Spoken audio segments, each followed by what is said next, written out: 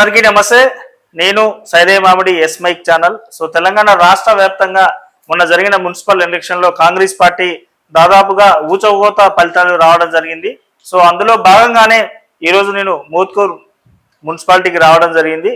So ఈ మోత్కూర్ మున్సిపాలిటీకి ఒక స్పెషల్ ఉంది.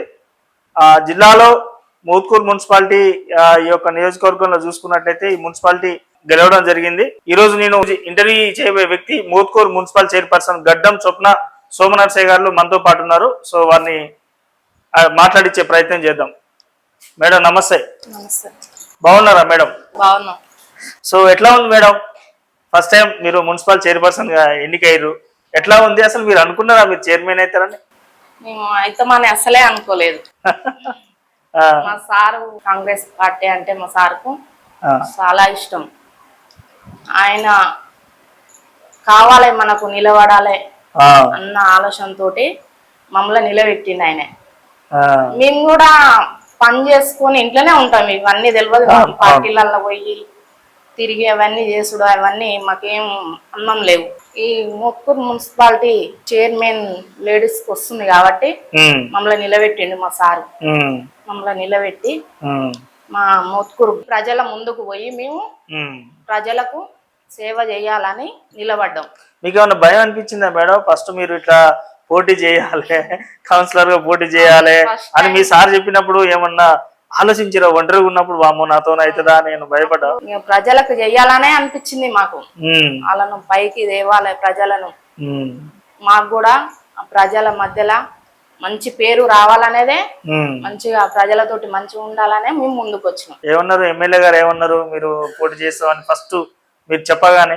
ఎమ్మెల్యే గారు ఫస్ట్ పోటీ చేస్తామంటే నిలబడు అందు నిలబడి గెలిచి రమ్మనే చెప్పిండు.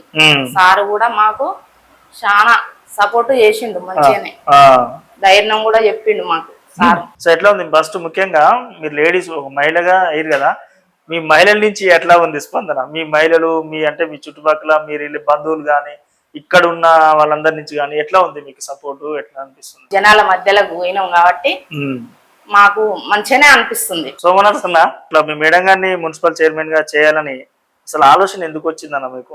మోత్కూర్ మున్సిపాలిటీ కాంగ్రెస్ పార్టీ సరే నేను 15 ఏళ్ళుగా కాంగ్రెస్ పార్టీలో పనిచేస్తున్నా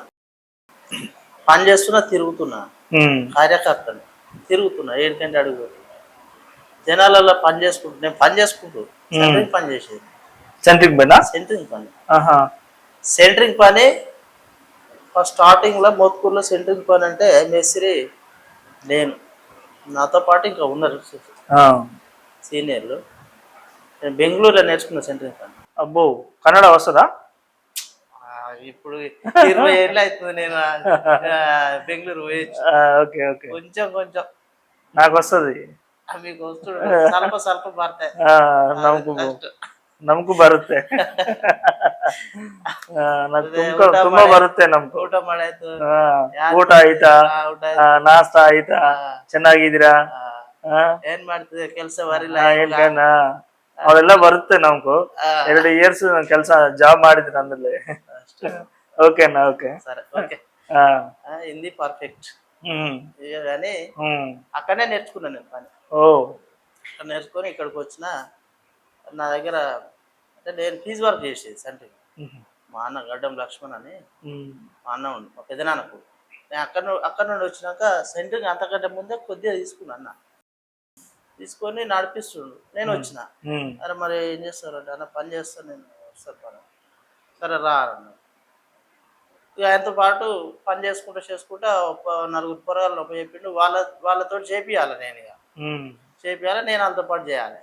నాకు నాకే వాళ్ళకే ఇట్లా చేసుకుని ఫీజు వర్క్ తీసుకుని 10 మందిని మెయింటైన్ చేసే పొరగాలు. పొద్దుగాల 5 గంటలకు లేవాలి, నేను లేచి ఇల్లు చుట్టూ తిరిగి లేపి వాళ్ళని తీసుకుపోయి వాళ్ళ పని చేయించుకోవాలి. వాళ్ళ టిఫిన్లు కలెక్ట్ చేయాలి, వాళ్ళకు టిఫిన్ తీసుకురావాలి. మళ్ళీ నైటు ఎవరి ఇళ్ళలో కాదు పోతారు, ఆటోమేటిక్గా పోతారు. అట్లా చేసేది. అట్లా సెంటరింగ్ పని చేసుకుంటా ఇదే చేసుకుంటూ ఉన్నా. సెంటరింగ్ పని చేసుకుంటా టైం మా నాయకులు ఫోన్ చేస్తే గట్టినే పోయి మీటింగ్ అటెండ్ అయ్యేది వచ్చేది. ఇట్లా చేసుకుంటూ వస్తున్నప్పుడు మా ఎమ్మెల్యే గారు కూడా ఇప్పుడు ప్రజెంట్ ఉన్న మా శాసనసభ్యులు మందుల సాగర్ గారు సారు అప్పుడు ఆయనతో పాటు ఉద్యమంలో తిరిగిన అవన్నీ కొద్దిగా నాకు అనిపిస్తుండేది, నేను కూడా ఏదో ఒక రోజు పదవి చేయాలి, పాలన చేయాలి, ఏదో చేయాలనుకుంటా అనిపిస్తుండేది. అదే మనసులో ఉంటుండేది. అయితే సరే నా అదృష్టమో నేను జనాలకు సేవ చేయాలని ఆ దేవుడు నాకు రాసి పెట్టినట్టుండే. అది కాస్త మొన్న రిజర్వేడ్ మా మున్సిపాలిటీ మహిళ ఎస్సీ మహిళ ఇది. నేను అంతకంటే ముందు కూడా ఎస్సీ మహిళ అయినా ఏదైనా సరే నా వార్డులో మాత్రం నేను ఖచ్చితంగా నేను పోటీ చేస్తాను. కాంగ్రెస్ పార్టీ తరఫున నేను బీఫామ్ తెచ్చుకుంటాను. నేను ఎమ్మెల్యే గారు కారణముక్తానా, ఏం చేస్తానా, ఏదైనా చేస్తా. కానీ నా వార్డు కన్నా కనీసం నేను లోకల్ మొత్తం చేయకున్నా కానీ నా వార్డుకైనా నా సేవ చేసుకోవాలని కాన్సెప్ట్ ఇట్లా చేసిన. అదే మా ఊరు అంతా అదే మనసులో పెట్టుకొని వాడు అప్పటి నుండి ఉంటాంటుండు, ఇప్పుడు కూడా చేస్తా అంటుండు, ఆమెనైనా పెడతా అంటుండు. సరే మన అదృష్టం కలుస్తుందో ఏమో, అదృష్టం తిరుగుతుందో ఏమో అని చెప్పి ఆలోచన చేసి మా భార్యను పెట్టడం జరిగింది. ఇక దీపం ఇచ్చాను సారు, అదే లెక్కలో ఈవెన కూడా పెట్టినా. నేను కూడా మరి అంత లోతుగా నేను ఆ స్టెప్ తీసుకోవడానికి కారణం ఇంకోటి ఉంది. నేను ఒక 10 years బ్యాక్ దళిత యూత్ అసోసియేషన్ అధ్యక్షుడు. అంటే మా దాంట్లో కూడా నేనుంటా అధ్యక్షుడు, కానీ ఇట్లా పోటీ చేస్తుండేది. మా దాంట్లో అన్నను ఒకసారి ఛాయిస్ ఇద్దాము, ఈయన మనకు సంటరీ పని నేర్పుతుండే, కొద్దిగా మంచిగా ఆటేడు తిరుగుతుండే, ఈయన అందరికి కొద్దిగా చేస్తుండు కదా అనే ఆలోచనతో మా పిల్లలు ఒక 60 మంది ఉంటారు అంటే సభ్యులు. బాగా మంచిగా మెజారిటీ బై మైనారిటీ అన్నట్టు. ఓటింగ్ అంటే ఇట్లా చూడ అదేం లేదు, మెజారిటీ బై మైనారిటీ, చేతులు లేవు. మనకు ఎక్కువ లేపి నేను అధ్యక్షునైనా ఎందుకు నేను కూడా అధ్యక్షుని కూడా ఎందుకు నేనుంటాను ఆయన ఎందుకు అన్నట్టే. వాళ్ళతో పాటు మా వాళ్ళు చందాలు చేసుకుని వినాయకుని నిలబెట్టేది. చందాలో పోతే ఒక్కోసారి ఎవరన్నా ఉండని నేను పనికి పోతున్నైతే పొద్దుగా లేచి పని పోతున్నైతే నాకెందుకు అని అనుకునేది అంత ముందు. ఒక్కసారి 2 సార్లు వినాయకుని నిలబెడుతుంది పోతే చందాలో పోతే పెద్దలు అనేది కొందరు మనిషికి నేర్చుకుని నిలబెట్టాలకి చందాలు వసూలు చేస్తా. సరే వాళ్ళు ఇయలేకనో మనకు నేర్పుతున్న బుద్ధి అదేలే. ఇక మనిషికి నేర్చుకొని నిలబెట్టుకోవాలి, కానీ ఇదేంది ఇట్లా వసూలు చేసు ఎందుకు అది అని అనేది. అది మనసులో పెట్టుకొని నేనుంటాను. నాకు ఇంకో వేరే థాట్ ఒకటి వచ్చింది. ఆ థాట్ను వెలుగులోకి తీసుకురావాలని నేనుంటాను. నేనున్నంటే సపోర్ట్ చేసిరు, ఓకే ఉన్నాక అరే పిల్లలు ఏమనుకోకూరి, నేను సరే గెలిచి పైసలు అడుగుతున్నా అనుకోకూరి, 100 రూపాయలు ఇయ్యి, నేను 500 ఇస్తాను, మా బాడీ సభ్యులు 500 ఇస్తారు, ఇవన్నీ జమ చేస్తా అని చెప్పి 100 రూపాయలు వసూలు చేసిన. వినాయక చవితి చిట్టి పెట్టిన మా దళిత యూత్ అసోసియేషన్ తరఫున చిట్టి పెట్టి నెలకు చిట్టీలు వాడేది. చిట్టీలు వాడి డెవలప్ చేసుకున్నాం. డబ్బులు చిట్టి వాడితే కమిషన్ వస్తుంది. కమిషన్ ఒక 10 చిట్టీలు అయినాయి అనుకో, 100 చిట్టికి 100 కమిషన్ వచ్చింది అనుకో, 1000 రూపాయలు పెరుగుతాయి కదా. అట్లా నెలకు డెవలప్ చేసుకొని వినాయకుని మేమే తెచ్చుకునేది. మైక్ సెట్లు కూడా కొనుక్కొచ్చిన, అవి కిరాయి తెచ్చేది. ఆ బాక్సులు కిరాయి తెచ్చేది. కిరాయి తెస్తా వినాయక చవితి అయిపోయేసరికి 2-3 వేలు 4 వేలు అప్పుడు వేసేది. అరే ఈ చందాలు అయితేలేవా, ఎడ తెచ్చి కట్టాలి, ఇది కరెక్ట్ కాదు అనిపించి నేను నిలబడతాను అన్నది అందుకన్నట్టు. దాన్ని మా యూత్లో మార్పు తీసుకురావాలి, ఒకరికి పోయి చేజాపొద్దు. అట్లా ఆలోచన వచ్చి నేనుంటాను అన్నట్టు. ఇల్లాక వేరే ఉన్నది అన్నగా దానికి ఆన్సర్ ఇది. వేసినగా మా ఇక్కు సెట్లు తెప్పించిన, బాక్సులు తెప్పించిన, యాంప్లిఫైర్, ఇక కిరాయి పోయేది లేదుగా. మా యొక్క దళిత యూత్ అసోసియేషన్ భవనం ఉంటుంది, అంటే దాన్ని మొత్తం కలర్లు గిల్లర్ వేపించిన, రాపిచ్చేసిన. ఇక దళిత యూత్ అసోసియేషన్ రాపిచ్చి అందులోనే పెట్టుడిగా. అంతకుముందు కూడా పెట్టేది, కానీ ఇక పాత బిల్డింగ్ ఎట్టుది అది కాంగ్రెస్ ప్రభుత్వంలోనే కట్టించారు. కాంగ్రెస్ ప్రభుత్వంలో కట్టించారు. ఇక కలర్ గిల్లర్ వేసి మాంచే పెట్టి ఇక దాన్ని వాడుకుంటున్నాం. మీటింగ్లు కూడా అందులోనే జరుగుతాయి కొన్ని. సో ప్రధానంగా చూసుకున్నట్లయితే మొన్న జరిగిన మున్సిపల్ ఎన్నికల్లో మున్సిపల్ చైర్మన్ పదవి కోసం అని, మున్సిపల్ చైర్పర్సన్ పదవి కోసం అని కొన్ని మున్సిపాలిటీలలో అక్కడ ఉన్న స్థానిక ఎమ్మెల్యేలకు కానీ మంత్రులకు కానీ ఈ మున్సిపాలిటీ పదవి కోసం ఒక్కొక్కళ్ళు 3 కోట్లు 4 కోట్లు 5 కోట్లు 10 కోట్లు డబ్బులు ఇచ్చి కొనుక్కున్నారని సమాచారం. మీరు ఎన్ని కోట్లు ఇచ్చి కొనుక్కున్నారని ఈ పదవి? నేను కోట్లు అంటే నాకు ఆ కోట్లు అవి మన కాడ లేవన్నా. నేను వాస్తవానికి నేను పేద వ్యక్తిని, అంతేనా? ఏతులు చెప్పుకోవాల్సిన అవసరం లేదు. కోట్లు అనేది మరి వాళ్ళు ఎవరు అడిగిరో ఎవరు ఇచ్చిరో నాకైతే తెలియదు. నన్ను ఎవరు అడగలేదు, నేను ఎవరికి అంతేనా? అది నా ఓపెన్ హార్ట్ గా చెప్తున్నా. ఇంకా నువ్వు ఈ విషయంలో ఏ క్వశ్చన్ వేసినా నేను నాకు అవలీలగా ఆన్సర్ వచ్చేస్తూనే ఉంటది. రైట్నా? ఇప్పుడు మీ మీ మోత్కూరు మున్సిపాలిటీ ఒక కామెడీ ఉంటది. ఏంది కామెడీ అంటేనే, ఇది జిల్లా పరంగా చూసుకుంటే ఏంటిది యాదాద్రి భువనగిరి, అది మీదేమో జిల్లానేమో యాదాద్రి భువనగిరి, నియోజకవర్గం ఏమో తుంగతుర్తి. ఇప్పుడు మీరు గట్టిగా మాట్లాడితే, మీరు మున్సిపల్ చైర్పర్సన్ గా గెలిచింది మీ యొక్క జిల్లా అధ్యక్షుడు బీర్లా ఐలయ్య గారి సపోర్ట్ తోట, లేకపోతే తుంగతుర్తి ఎమ్మెల్యే మందుల సామేల్ గారి సపోర్ట్ తోట? ఇంట్లో వాళ్ళు కూడా చర్చలు చేసుకురన్న. ఎమ్మెల్యే గారికి మన మీద అంటే నా మీద నాకు అంటే గెలిచిన కదా, కౌన్సిలర్ గెలిపించిన కదా మా మేడం. ఈ పర్సన్ నాకు 20 ఏళ్ళ నుండి తెలుసు. ఆయన మనస్తత్వం ఏందో నాకు తెలుసు, ఆయన గుణగణాలు ఏందో నాకు తెలుసు. వాడు మాట అంటే తప్పడు అనే ఆలోచన సార్కు నా మీద ఉంది. ఓకే, అట్లా ఆలోచించి వాళ్ళు కూడా డిస్కషన్ చేసుకోరు, ఫీడ్బ్యాక్ తీసుకురు. వాళ్ళు కూడా ఐలన్న గారు అయితే ఐలన్నను కూడా తక్కువ చేసేది ఏం లేదు. ఆయన కూడా సపోర్ట్ చేసిండు మాకు, ఆయన కూడా ఉంది. అంటే మీరు గట్టిగా ఫస్ట్ మీరు మున్సిపల్ చైర్పర్సన్ గా, మీ మేడం మున్సిపల్ చైర్పర్సన్ గా, మీరు ఒక కాంగ్రెస్ పార్టీ నాయకులుగా ఈ రోజు మొదటగా థ్యాంక్స్ చెప్పాలంటే మందుల సామేల్ గారికి చెప్తారా, బీర్లా ఐలయ్య గారికి చెప్తారా? మందుల సామేల్ గారికి చెప్తారు. ఎందుకు? మీ ఎస్సీ క్యాండిడేట్ అన్నా? ఎస్సీ క్యాండిడేట్ అని కాదు. ఇప్పుడు అంతే కదా, మీ కులం వాళ్ళని మీరు బదిలీ చేసుకుంటారా? లేదు, ఎస్సీ క్యాండిడేట్ అని కాదు. నా మంచితనాన్ని గుర్తించిండు. మంచితనాన్ని గుర్తించి మా అధ్యక్షుడు ఐలన్నగా ఐలన్నకు విన్నవించిండు. ఎంపీ మన చామల కిరణ్ అని ఉన్నాడుగా, ఆయన డిస్కషన్ చేసిండు. డిస్కషన్ చేసి మనం సరే మీరు అన్న మీరు తెలుసుకోండి వాళ్ళ గురించి, తెలుసుకున్నాకనే మీరు ఓకే అంటేనే నేను చేస్తాను అని చెప్పిండు. అట్లా అందుకు నేను థ్యాంక్స్ చెప్తున్నా. అలా తెలుసుకొని వాళ్ళు కూడా ఎంక్వైరీ చేసిర్రు లోకల్ లీడర్లని. ఆమె పరిస్థితి ఏంది, ఆమె ఆ లేడీ కాబట్టి వెనక నడిపేది ఆయనే, ఆయన పరిస్థితి ఏంది అని తెలుసుకున్నాక సామేల్ గారు కరెక్టే ఉండుగా, ఎంక్వైరీలో మంచిగానే పాజిటివ్ గానే వస్తుందిగా అని చెప్పి వాళ్ళు గ్రీన్ సిగ్నల్ ఇచ్చారు. సో ఖచ్చితంగా వచ్చేసారి తుంగతుర్తి నియోజకవర్గంలో బర్రాబర్ బీఆర్ఎస్ జెండా ఎగురుతుందని చెప్పి గాదర్ కిషోర్ గల్లా అయితే చెప్తున్నారు. మరి నాకైతే అంతేనా? ఎందుకు? మీరు కాంగ్రెస్ పార్టీ అని మీరు చెప్పుకుంటారులే, కానీ కాంగ్రెస్ పార్టీ జనాలకు సన్నబియ్యం ఇస్తుంది, కరెంటు ఉచిత ఫ్రీ ఇస్తుంది, టీసీ రోడ్లు కానీ సరే వర్కులు కానీ చేస్తుంది, ఇందిరామ్మ ఇండ్లు డబుల్ బెడ్రూమ్ అని ఏమన్నా కట్టించిరా వాళ్ళు? కట్టారు. ఇప్పుడు ప్రభుత్వం రాగానే ఇందిరామ్మ ఇండ్లు మరి ఇస్తుంది.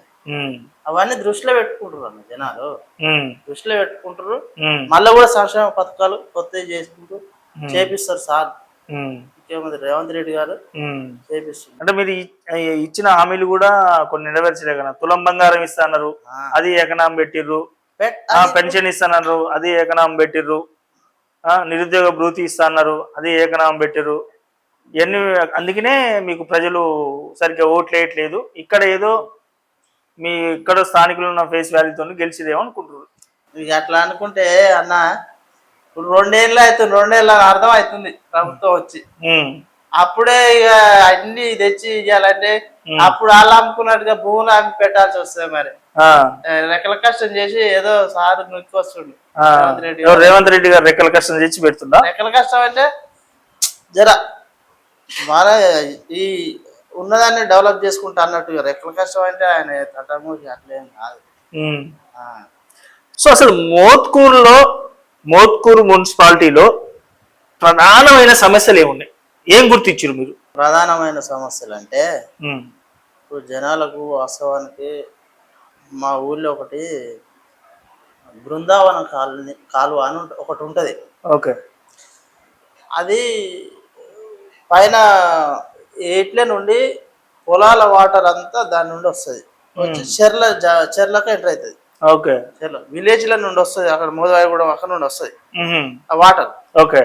వస్తుంటే రాంగ ఆ విలేజ్ మధ్యలో అయింది, అది కాలువ మొత్తం మధ్యలో అయింది. ఆ మధ్యలో అయిన దానికి సరే ఇక జనాలు ఎట్లుంటదన్నా, సరే ఈ కాగితం ఆ కాగితం ఇదో అదో చేసుకుంటా అది రాంగ చాలా కాలువ నాకు తెలియనప్పుడు నుండి ఆ కాలువ దగ్గరికి అయింది, జర కూడింది అన్నట్టు. ఆ కూడిన దానికి నీళ్లు ప్రెషర్ ఎట్టు వస్తుంది అక్కడ పైనుంచి ఎలా వచ్చేదా కాలువ నీళ్లు కుంటలు నీళ్ళు కుంట దిగితే కూడా నీళ్ళు వస్తాయి. అట్లా నీళ్ళు వస్తుంది ఇళ్ళకి వస్తుంది. అది నాకు బాగా దృష్టికి వచ్చింది, జనాలకు ఎంత ఇబ్బంది అవుతుంది చూసేది. నేను పోయాల నీళ్లు అట్లా ఇళ్ళకి వస్తుంటే అది మొన్న ఇక మా కొందరు గుర్తించిర్రు, నాకు కూడా దృష్టికి వచ్చింది. ఏమంటే ఎమ్మెల్యే గారు సార్ బృందావన కాలువ మరమ్మతు చేపియాలి, మీరు ఏం చేస్తారు అంటే చేపిద్దాం సోమవారం అని అన్నాడు. ఇరిగేషన్ మంత్రి గారితో ఉత్తమ్ కుమార్ సార్ తోటి మాట్లాడతా చేపించుకున్నాం, పెడదాం బడ్జెట్ పెడదాం అని అన్నాడు. సార్ సంతోషం అని అన్నా. ఇందిరా మిల్లు అయితే నువ్వు ఖచ్చితంగా ఇవ్వాలి సార్ మా ఊళ్ళో. సరే మా ఊళ్ళో అయితే ఏడనైనా పేదలకు అప్పుడు కాంగ్రెస్ ప్రభుత్వంలో జమాన్లు ఇచ్చిన పెంకుటీలు ఇచ్చిన ఇందిరాగాంధీ హయామిలా ఇచ్చారు. ఆ అవి ఒక మూల కూలిపోతే ఇంకో ఇప్పుడు ఒక మూల రెండే రూములు అయ్యి ఒక మూల కూలిపోయినా కట్టుకొని పరిస్థితిలో ఉండి అందులో ఇంకో మూలలు సంసారం చేస్తారు. అవి గుర్తించిన సార్ నువ్వు ఇందిరా ఇండ్లు సరే నువ్వు పెట్టినావు, మొన్న ఫస్ట్ దఫాలో పెట్టినావు తక్కువ, సరే మనకు అందరికి ఇవ్వాలిగా అనే ఆలోచనతో సార్ ఏం చేసిండు రేవంత్ రెడ్డి గారు, విలేజ్ కింద లేకపోతే మండలానికి నియోజకవర్గానికి కింద అని పంచిండు. నాకు ఇండ్లు ఎక్కువ పెట్టాలని అన్నాడు. అడిగిన పెట్టిస్తా తీపోయి. సో మీ నియోజకవర్గంలో ఇసుక దందా బాగా చేస్తున్నాడు కన్నా, ఇసుకది గుప్పడి ఇసుకది అని సారు హామీ ఇచ్చిండు. గుప్పడి తీయనన్నాడు, లారీలలో తీయనలేగా? లేదు అంతేం లేదు. అమ్మా ఇప్పుడు ఆ ఉసుక తీస్తే కిషోర్ ఊపున్నా ఏం చేస్తాడు బాబా? వచ్చేసి ఏమంటే వీడియోలు ఫోటోలు ఫేస్బుక్ పోలీసులు అధికారం మాదైనంత మాత్రాన అన్యాయాన్ని న్యాయము అని అనం మేము. అంతేనా? అనరు కూడా. మా పార్టీలో ఉన్న సిద్ధాంతమే గది. ఇప్పుడు మీ పార్టీలో ప్రధానంగా కాంగ్రెస్ పార్టీలో ఒక చర్చ బాగా జరుగుతుంది, పాత కాంగ్రెస్ పార్టీ కొత్త కాంగ్రెస్ పార్టీ వర్గ పోరు బాగా జరుగుతుంది కదా. సో మరి ఏ వర్గం మీరు? నేను అందరితో మధ్యనే ఉంటాను, నాకు వర్గం అనేది తెలియదు.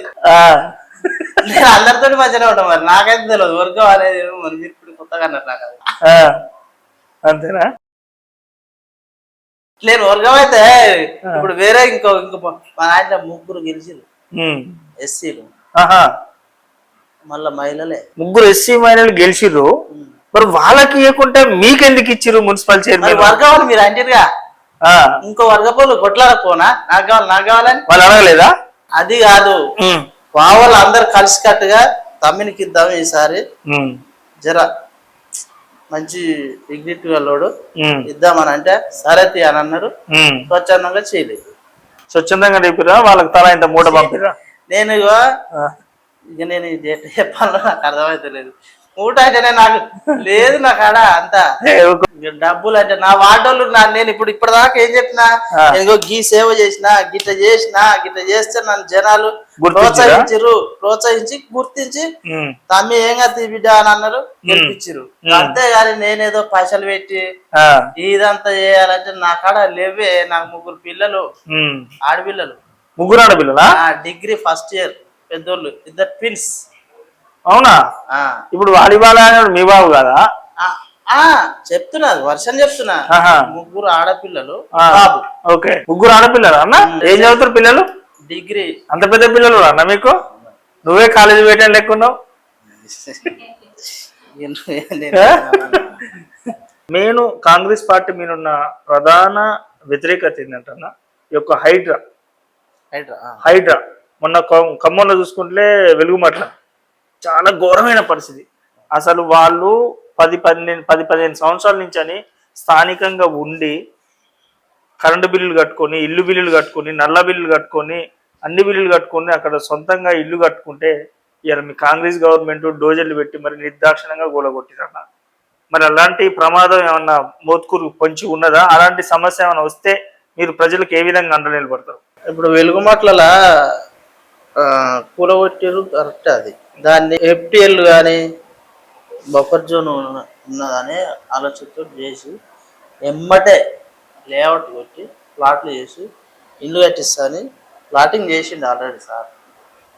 చేసి వాట్సాప్లలో వస్తున్నాయి అన్న. 50 లక్షలు ఇల్లు కొనుగొట్టి 5 లక్షల లోన్లు కావాలన్నా? 5 లక్షలు కాదు, కట్టిస్తుంది. ఇందిరా ఇల్లు కట్టిస్తా మీకు కూలగొట్టి. ఎందుకంటే అదొక మనకు బాధ్యతగా ఉండాలని. ఎట్లా బాధ్యతగా అంటే మనకు పర్మనెంట్ గా ఉండాలి. ఎఫ్టీఆర్ అంటే ఇక నేను కానీ ఇంకోలైనా రావచ్చు తర్వాత. అదేదో ఉన్న ఓనర్ కి అంటే సంథింగ్ నేనే అనుకో, నేను ఓనర్ ఇల్లుకు నేనే ఓనర్, నాకు పర్మనెంట్ ఉండాలి, దానివల్ల ఇబ్బంది కావద్దు ఫ్యూచర్ లో అనే కాన్సెప్ట్ తోటి చేసింది. మా మున్సిపాలిటీలో తక్కువనే ఉంది, ఎక్కువ ఏం లేదు. అంతేనా? అంత ఏం పోదు. మరి ప్రజలకి మీ మోత్కూరులో అలాంటి బఫర్ జోన్ ఎఫ్టీఎల్ వాళ్ళు ఉన్నారా? మోత్కూరు మున్సిపాలిటీలో మరి వాళ్ళకి ఏమన్నా ఇప్పుడే మీరు ఏమన్నా సలహాలు సూచనలు ఇచ్చిరా? సలహాలు సూచనలు ఇస్తే దానికి మేము గవర్నమెంట్ కు కోఆపరేట్ చేస్తాం. ఆ తర్వాత మాకు గవర్నమెంట్ మీద నమ్మకం ఉంది, మాకు ఇబ్బంది ఏం లేదు అని అన్నారు. సో మోత్కూరుకి హైడ్రా వచ్చే అవకాశం ఉన్నదంటారా లేదంటారా? ఇంకా దండగా వచ్చేట ఇంత ఇక్కడ లేదు. ఫస్ట్ మాకు బఫర్ జోన్ అనేది ఎక్కువ లేదు, ఉన్నా కానీ ఆ కుంట చెరువు ఉంది, ఆ చెరువులో ఇల్లు కట్టేటోళ్ళు కట్టలేదు కూడా. మాకు ఇబ్బంది లేదు, దానికి ఆ విషయంలో ఇబ్బంది ఏం లేదు మాకు. అంటే అలాంటి హైడ్రా లాంటిది ప్రమాదం అయితే ఏం లేదు మాకు లేదు. ఇప్పుడు నేనేం చెప్పినా ఇంతకుముందు మీకు చెప్పిన ఏది బృందావన కాలువ ఉందని చెప్పిన. ఆ బృందావన కాలువ నడువులకి వెళ్ళి ఉంది, అందులో ఇల్లే లేవు, ఇంకెడబోతుంది అది, ఇల్లు ఎడబోతుంది. ఇంకోటి దానికి ఇప్పుడు మనం మరమ్మతు పెట్టినాం. సార్ ఏమన్నాడు, నేను మరమ్మతు పెట్టినా నీకు బిల్ శాంక్షన్ చేపిస్తావై, దాన్ని ఏందో చూడు, వాస్తవానికి ఈ చెత్త ఆ చెత్త తెస్తున్నారు, దాన్ని కూడా పోయాలి, వాడికి వచ్చినా ఇబ్బంది అవుతుంది, పొరాలు ఏముంటది మనకప్పుడు అని చుట్టూ పెన్షన్ చేపించి కాలువ తీపిచ్చి ఫస్ట్ కాంక్రీట్ వేయించి చుట్టూ పెన్షన్ చేయాలి.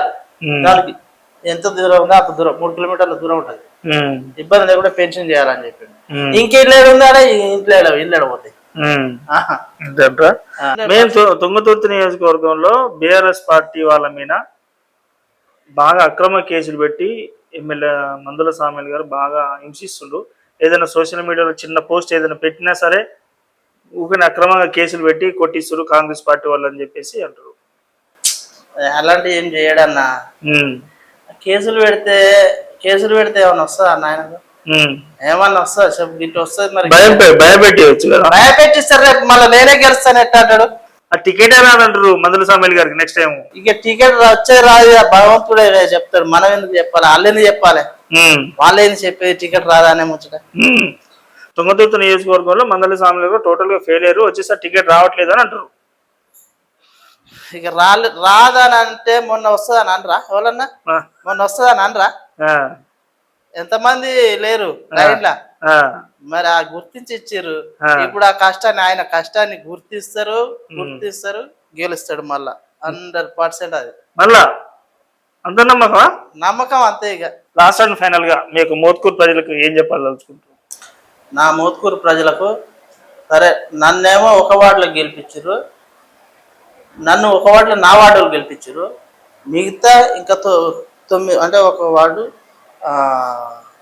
ఇండిపెండెంట్ గెలిచి కాంగ్రెస్ పార్టీ మంచిగా ఉంటుందని చెప్పి మన దాంట్లోకి వచ్చారు. మొత్తం 9 మంది అంటే వాళ్ళందరూ గెలిచి వాళ్ళందరూ చేస్తే చేయలేస్తే నేను మా మిసెస్ చైర్మన్ అయింది. కనుక ఆ జనాలకు అందరికీ ఎల్లవేళలా వాళ్ళకు నేను అండదండగా ఉంటూ వాళ్ళ సమస్యలు పరిష్కరించి ఏ పనైనా నాతోటి కాదు అని నేను అనకుండా వాళ్ళకు వెన్నెముకై ఉండి వాళ్ళను రక్షించుకుంటా. అట్లా చేసుకొని వాళ్ళతోటి ఉంటా ఇంకా ముందు కూడా వాళ్ళ మధ్యలోనే ఉంటాయి, ఇక జనాల మధ్యలోనే ఉంటా అని చెప్తూ ఈ సందర్భంగా వాళ్ళకు ముందుగా నా ముస్లిం సోదరులకేమో నా ముస్లిం సోదరులకు రంజాన్ శుభాకాంక్షలు చెప్తున్నా. ఇంకా అందరు హిందువులకైనా ఇక సరే మొత్తానికి అందరికి నా జనాలకు నా మోత్కూరు ప్రజలకి మున్సిపాలిటీ ప్రజలకి ఉగాది శుభాకాంక్షలు తెలియజేస్తాను. నిజంగా చెప్పాలంటే మీరు ఏ పని చేసింది మేడం ఇంతకుముందు? నాటే పోయేది, కూలి పనే చేసుకునేది. అంటే మీరు ఒక వ్యవసాయ పని చేసుకుంటూ ఉన్న మీరు ఇలా మోత్కూరులో ప్రథమ మహిళ అంటే పట్టణ వాసులు ఇవాళ మోత్కూరు పట్టణంలో ఏం చేయాలన్నా ఏం జరగాలన్నా మీ పర్మిషన్ ఉండాలి. అంత మంచి పవర్ వచ్చింది కదా. మీరు అనుకున్నారా అసలు ఎప్పుడైనా నేను ఇలాంటి పదవి అనుభవిస్తాను? మీరు అనుకోలే, అసలు ఎప్పుడు కూడా అనుకోలే. ఇటువంటి పదవి మీదకి వచ్చి ఇట్లా కూర్చుంటానే ఎప్పుడు అనుకోలేదు. సో మొన్న మహిళా దినోత్సవం జరిగింది కదా మేడం. సో మీ మహిళలు ఈ ప్రోగ్రామ్ చేసి ఉండాలి అనుకున్నారా? నేను ఇంత మహిళలందరిలో నాకు ఇంత ఘన స్వాగతం, నాకు ఇంత మర్యాద వస్తుంది నా జీవితంలోకి, ఇలాంటి రోజు ఒకటి వస్తుందని అనుకున్నారా మీరు? అసలే అనుకోలేదు. వచ్చినాక అనిపించింది మా మహిళల మధ్యలోకి పోయి వాళ్ళతోటి కలిసి మెలిసి ఉంటున్నందుకు నాకు చాలా సంతోషంగా అనిపిస్తుంది. ఇప్పుడు నెక్స్ట్ ఇక రాజకీయం కొనసాగిస్తారా? మళ్ళీ అయిపోయిన తర్వాత మళ్ళీ పనికి పోతారా? కొనసాగిస్తాం, పని చెయ్యను, ఉంటా. అసలు సోమనాడుసులు నొంగబెట్టు పనికి. ఏం చెప్పదలుచుకుంటారు మీరు లాస్ట్ అండ్ ఫైనల్ గా మీ యొక్క మోత్కూరు పట్టణ ప్రజలకు ఏం చెప్పదలుచుకుంటారు? మోత్కూరు మున్సిపాలిటీలో ఇక్కడ అందరికి సిసి రోడ్లు, ఇంద్రమ్మ ఇండ్లు, మోరీలు, ఇక్కడ జామ చెట్ల బైకాయ, అక్కడ మెయిన్ రోడ్ ఇవన్నీ అడుగుతుర్రాలు. అవన్నీ అలకు చేద్దామని అనుకుంటున్నా. నేను మోత్కూరు పట్టణ ప్రజలకు అందరికి నా ధన్యవాదాలు. So okay madam, thank you. So అన్న థ్యాంక్ యూ. మీరు మాట్లాడుతుంటే చాలా ఇంట్రెస్టింగ్ ఉంది నిజంగా. ఇంకా చేయాలనిపిస్తుంది కానీ లేట్ అయిపోయింది. మళ్ళీ ఓ సంవత్సరం అయిన తర్వాత మీరు కొన్ని డెవలప్మెంట్ జరుగుతారు కదా, అప్పుడు మళ్ళీ ఒకసారి వచ్చి అప్పుడు మీరు మాట్లాడరు, మేడమే మాట్లాడేటట్టు. ఓకే అన్న, థ్యాంక్ యూ. రైట్.